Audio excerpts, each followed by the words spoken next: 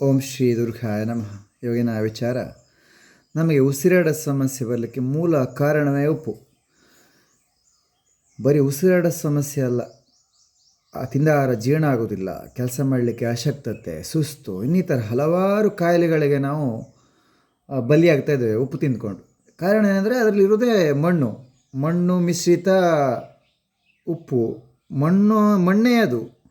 ಮತ್ತು ಗಲೀಜು ನೀರು, ಸಮುದ್ರದ ಒಂದು ಗಲೀಜು ನೀರು, ಅದೆಲ್ಲ ಮಿಕ್ಸ್ ಆಗಿ ನಾವು ದಿನಕ್ಕೆ ಒಂದು ಇಷ್ಟು ಆಹಾರ ತಿಂದ್ವಿ ಅಂದರೆ ಅದರಲ್ಲಿ ಒಂದು 2-3 ಸ್ಪೂನ್ ಉಪ್ಪಿರುತ್ತದೆ. ಅರ್ಥ ಆಯ್ತಾ? ಅದರಿಂದ ನಮಗೆ ಹೊಟ್ಟೆ ಬರುವಂಥದ್ದು, ಬೊಜ್ಜಾಂಶ ಬರುವಂಥದ್ದು, ಅಶಕ್ತತೆ, ಸುಸ್ತು, ಇನ್ನಿತರ ಹಲವಾರು ಕಾಯಿಲೆಗಳು.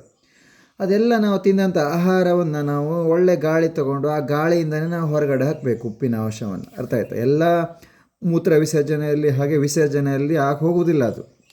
ಅದಕ್ಕೋಸ್ಕರ ನಾನು ಹೇಳೋದೇನೆಂದರೆ, ನಾವುಗಳು ಇದನ್ನು ಅರಿಯಬೇಕು. ಅರ್ಥ ಆಯ್ತಾ? ಅರಿತು ಅದನ್ನು ನಾವು ತ್ಯಜಿಸಬೇಕು ಉಪ್ಪನ್ನು. ಯಾಕಂದರೆ ಇಲ್ಲಿ ಉಪ್ಪಿಲ್ಲದೆ ಇರೋ ಆಹಾರ ತಿನ್ನೋರು ತುಂಬ ಕಡಿಮೆ.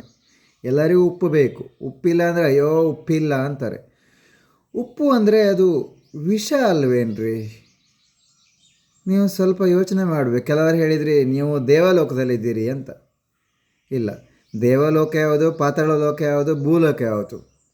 ನಾನು ತಾಯಿಯ ಗರ್ಭಗುಡಿಯಿಂದನೇ ಬಂದವನು. ನಾನು ಅದೆಲ್ಲ ತಿಳ್ಕೊಂಡು ನಾನು ಅದನ್ನು ತ್ಯಜಿಸಿದ್ದೇನೆ. ಅದಕ್ಕೆ ನನಗೆ ಉಸಿರಾಟ ಚೆನ್ನಾಗಾಗ್ತದೆ ನೋಡಿ.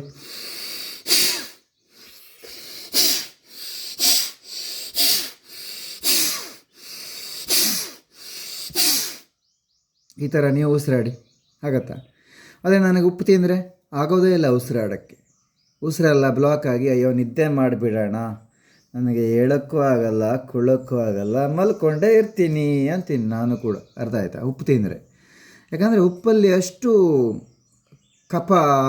ಕಫವನ್ನು ಮಾಡುವಂಥದ್ದು, ಉಸಿರನ್ನು ಬ್ಲಾಕ್ ಮಾಡುವಂಥದ್ದು, ಅಷ್ಟು ಅದರಲ್ಲಿ ಕೆಮಿಕಲ್ ಅಂದರೆ ಮಣ್ಣಿನ ಅಂಶ, ಗಲೀಜು ಅಂಶ ಇರುತ್ತದೆ. ಅರ್ಥ ಆಯ್ತಾ?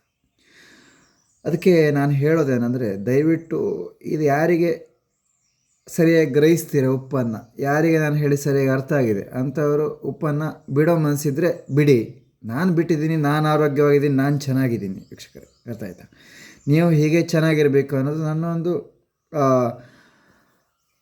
ಆಸೆ.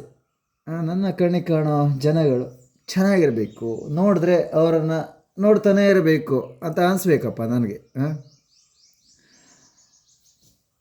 ನೋಡಿದ್ರೆ ಅಯ್ಯೋ ಹೇಗಿದ್ದಾರೆ, ಎಷ್ಟು ರೋಗ ಇದೆ ಅಂದರೆ ನನಗೆ ದುಃಖ ಆಗುತ್ತೆ. ಅಯ್ಯೋ ಎಷ್ಟು ರೋಗ ಇದೆ ಅಲ್ಲ,